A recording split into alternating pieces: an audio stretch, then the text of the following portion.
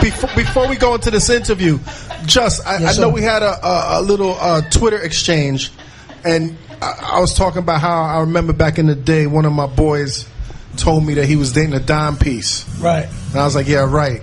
Oh, Jasmine Guy. He walked into the joint with Pam Grier. Yeah. When Pam Grier was like in her 40s. I give him his pounds for that. And everybody was like, oh. And then my next dude, I guess, walked in with Jasmine Slide. Walked in with Jasmine Guy. Niggas is like, no. Yeah. So now I think you said you had a story about. Yo, let me explain something. Okay. I'm a very private guy. Yes. I'm a very considerate guy. Mm-hmm. I'm not that guy. Right. I'm not the dude who's in the club down your throat. I'm not the guy who's in the club all in your face with some hot Valentine Ale breath breathing down your neck, trying to get in your pants at the end of the night, okay? I have my own personal life that I don't bring to the nightclub when I'm there working. And I applaud you for that. I definitely applaud you for that. And I'm not saying that to pop my collar. I'm saying that to prove my next point. Right. I'm very respectful. No applause. Okay. Very respectful. When I come across somebody who's a part of my childhood or part of my upbringing, I like to pay that person that respect, because if it wasn't for that person, I might not be where I'm at right now. And that comes from anything. Right. You know, like Dwayne Wayne was the person who inspired me to have all the Jordans.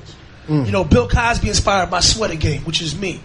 You know what I mean? Like, and that, all those things are part of who I am right now. Every action creates ripples throughout the universe, and all of those things become the sum of the parts that make you up. Right. So one night I'm in Atlanta on business. I had just presented an award at Soul Train. Afterwards, I had a meeting at Frank Ski's. Big shout out to Frank Ski.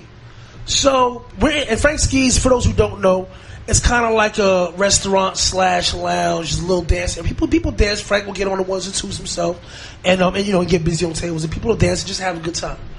So I go outside to make a phone call. I come back in.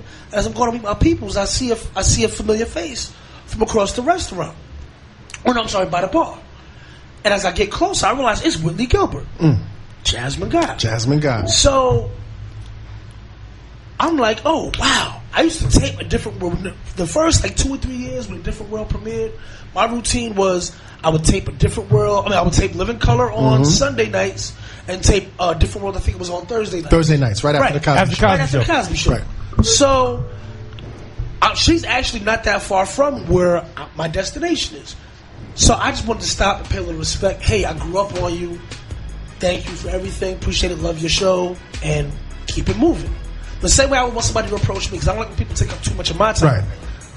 So I approach her, and she's actually right next to the table we're at, and I'm like, excuse me. Kept on dancing. Excuse me. And I'm not, yo, ma, yo, short. No, none of that.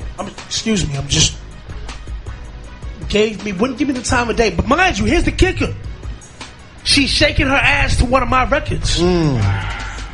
Right? Petey Crack is doing Freeway is doing the Just Blaze, Get Together, Mujeres, she said she blow la. So I'm like, the irony that this broad is trying to play me like I got a flower pot on my head. And this is your record. Like your name was Lenny Lampshade. Exactly. So eventually I said, you know what, I'm cool. And as I went to go turn around, she at least made the time to give me the hand. To tell me to talk to the hand. Talk to the hand. And I was just like, I was dumbfounded because I'm like, hey, it's not like there's a line of dudes trying to harass you or holler at you tonight. Right. Nobody's really paying you that much mind because you're probably somewhat of a regular in here or in this older Atlanta scene. I've seen pictures. She hasn't aged well. I was about to say, time has not been. I'm not going to go to slander. But time has not been too kind to her. Time has not been kind. Right. The lines, the age is starting to show. The cigarettes. The branches are starting to crack. The age is starting. The bark is starting to fall off the tree. Menthol cigarettes. A lot of menthol cigarettes. That's what it is. Newport is taking its toll. Now that reminds me. Cool. That reminds me cool. That reminds me of this video that I saw just today. Did you ever see this video with Chamillionaire talking about how he does not fuck with Michael Jordan? Yes. And Michael Jordan. We all gave you enough money and enough people have been killed in your name and whatnot for you to turn around and steal on Chamillionaire and whatnot, for you to not get a homie Chamillionaire a time of day for 2 seconds. It wasn't that he didn't give him. He was about to steal on him. No, Chamillionaire was about to steal on Jordan. No, Jordan was going to steal on Chamillionaire first. I would have just ripped the hoop earring out his ear. Story is the story, and you could You could Google it, but Chamillionaire is a big fan of Michael Jordan. He had seen him someplace. I think he was standing next to Spike Lee in the whole nine. He just wanted to come up to Mike. I think he had just bid $7,000 on a Michael Jordan jersey. Right. And he won that bid. So he wanted to at least shake hands with Michael Jordan. Now, Michael Jordan was up in the club all night taking pictures with chicks and this and that. So when I bet you don't none of them chicks own Jordans. I'm sure they don't. So when Chamillionaire approached Jordan, it sounded like he approached Jordan the same way he approached Jasmine Guy. No, he told me this story. And Michael Jordan's response was like, I don't take pictures with niggas. Now see, it's two things. Just really quick, I know we got to move on. Yes. But it's two things. They always tell you, somebody always told me, never meet your heroes. And if you have a chance to, don't engage them. And I learned that lesson. That's some wise wisdom. But it's true. Because Run also played me like I had a flower pot on my head when I was much younger. And I'm not... I heard about Run. Yeah, and we don't have time to get into that. But right. D was super cool. Jam Master Jay was super cool. Run treated me like I was Lazarus. Like I had leprosy. Like if he touched me, his fingers was gonna zombie up. Yeah, it's crazy. Which wasn't cool. But now here's the thing: as somebody who's also been on the flip side of that, right?